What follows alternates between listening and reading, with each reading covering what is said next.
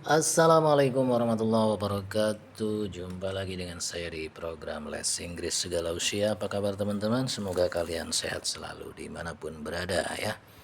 Oke, pada video kali ini izinkan saya berbagi sedikit materi, yaitu tentang perbedaan with dan by ini ya. Terjemahnya sama-sama dengan, ini juga dengan gitu ya. Apa perbedaannya? Kita lihat satu persatu ya. Kalau with itu plus noun atau phrase. Phrase itu kelompok kata ya, frasa.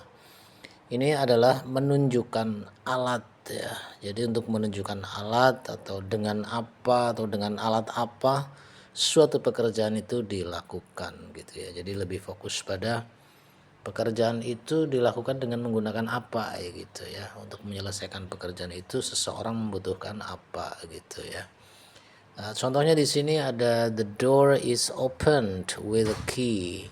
Pintu itu dibuka dengan sebuah kunci. Jadi bisa membuka pintu itu adalah dengan menggunakan sarana apa? Yaitu kunci gitu ya. Kunci yang pas tentunya. Kemudian yang kedua contohnya the wood is cut with a saw. Kayu itu dipotong dengan sebuah gergaji gitu ya. Ini noun ya. Kalau mau dibikin phrase ya bisa aja, misalnya the wood is cut with a very sharp saw kayak gitu kan. Very sharp saw itu berarti kan sebuah gergaji yang sangat tajam. Tapi Anda cukup mengatakan misalnya the wood is cut with a saw gitu, dengan sebuah gergaji. Kemudian yang ketiga, the water is drunk with a straw. Ya, air itu diminum dengan alat ya, dengan cara apa? Dengan alat yaitu straw, apa itu? Sedotan ya.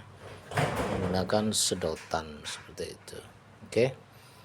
Jadi ini tentang with itu adalah tentang alat ya, alat yang digunakan untuk menyelesaikan sebuah pekerjaan. Nah, bagaimana dengan by? Kita lihat ya berikutnya. Oke teman-teman, berikutnya adalah yang by ya. Kalau tadi kan with, nah sekarang by. Bagaimana dengan by? By itu artinya dengan juga ya, dengan. Tapi dan dia tetap juga ketemu dengan noun ya, dengan noun atau phrase ya, kelompok kata gitu. Di sini fungsinya adalah untuk menunjukkan apa atau siapa yang mengerjakan tindakan yang dilakukan. Jadi bedanya dengan yang tadi pakai with itu adalah alatnya, alat untuk melakukan. Nah, kalau ini adalah orangnya gitu ya. Orang yang melakukannya gitu. Misalnya di sini ada the door is always opened by Mr. John ya.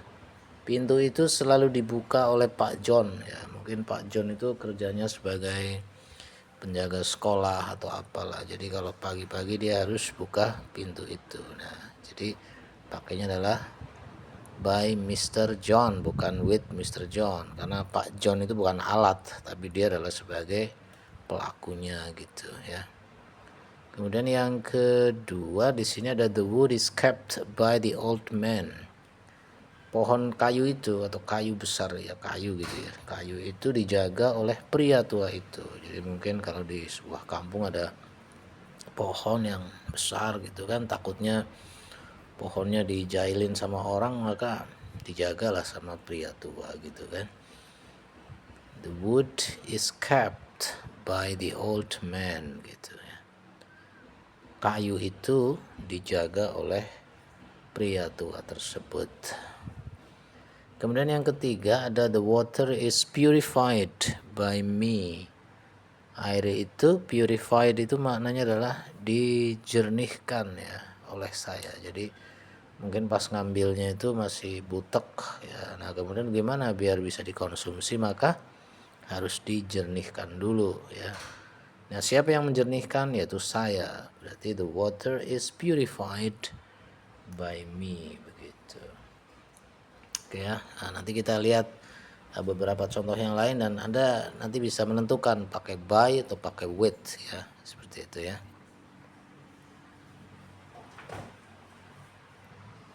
Oke teman-teman, kemudian sekarang kita lihat ada 5 kalimat di sini, tapi perlu diberi apa ya tambahan ini, ada yang kosong ya.